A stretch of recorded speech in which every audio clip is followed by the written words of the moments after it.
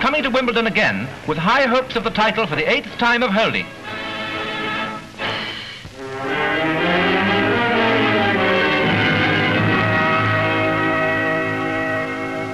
Pittsburgh, where the havoc of the huge American floods reached its terrific climax. In this distressing disaster, let us reproduce for you the words of Mr. Lowell Thomas, famous lecturer and commentator, giving an eyewitness survey of the nationwide tragedy. The flood brings fire to Pittsburgh, an oil refinery ablaze. The rush of water disrupts gas mains and electric connections, so fire is one of the dangers of flood as the rivers bring deluge to the east. Pittsburgh firemen up to their hips in water fought the flames, and then the rising flood drove them away. 25 million of damage and 15,000 people forced out of their homes, dozens drowned. When the Potomac surges over its bridges, that means flood peril to Washington, the gravest threat to the national capital in many years. President Roosevelt surveys the danger of the raging waters. That bridge is on the way to the Washington flying field, which now is like a seaplane base. The Navy could use that civilian airport. $100 million worth of government buildings menaced. So 1,500 federal workers build dikes of sandbags to hold back the rising river.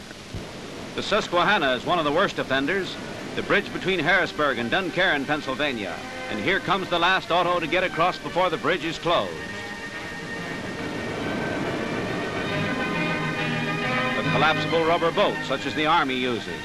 Refugees are ferried to schools, armories, and public buildings in a dozen states.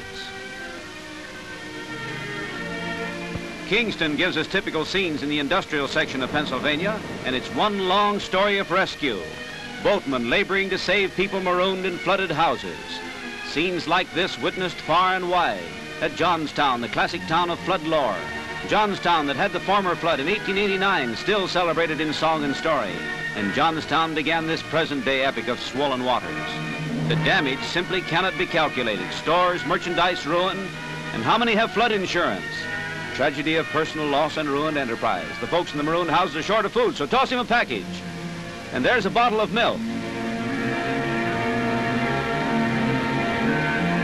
One of the ironies of the tragedy of water, the big flood sale. They had a small flood and the merchant put out a sign, and then they had the big flood.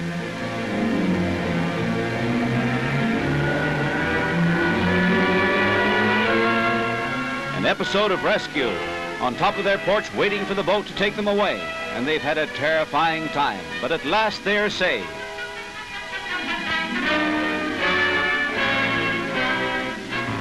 Higher ground and dry land, those are the most welcome things in the world at a moment like this.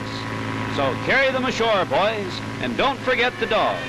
Rescue and relief for tens of thousands, and mankind still has time to save his dog.